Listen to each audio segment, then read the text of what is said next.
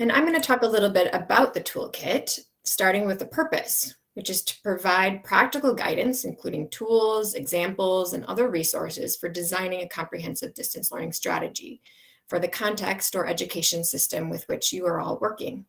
The audience is decision makers and representatives from government education institutions responsible for developing and overseeing distance learning, as well as USAID missions, donors, non-government organizations, civil society organizations, and other stakeholders who are supporting in distance learning efforts. There are 4 components of the comprehensive distance learning strategy that a team would need to consider these. These are not sequential, so these can be iterative and happen in all different kinds of orders. But there's some of the important critical components for making a distance learning strategy comprehensive.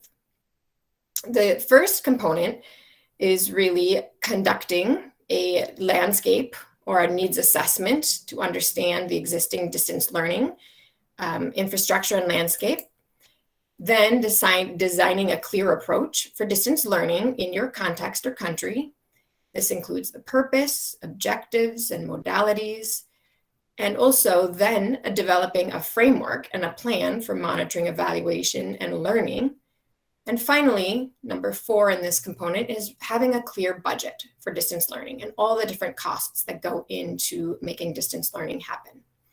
The toolkit guides users step by step through each of these components, and it provides a suite of Excel tools to be able to collect data and information about a country or context.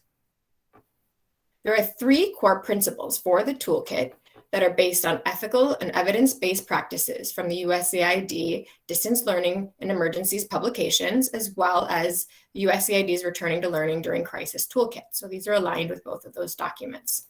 They include the first, increasing equitable access to distance learning opportunities, especially for marginalized learners.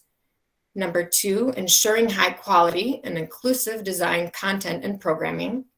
And number 3, building the capacity to plan, develop, and implement quality distance learning opportunities.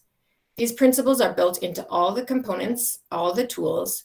And for example, looking at access and quality of distance learning, we would look at language groups, ethnicities, gender, disability groups, and other marginalized groups to make sure that groups are prioritized in the strategy.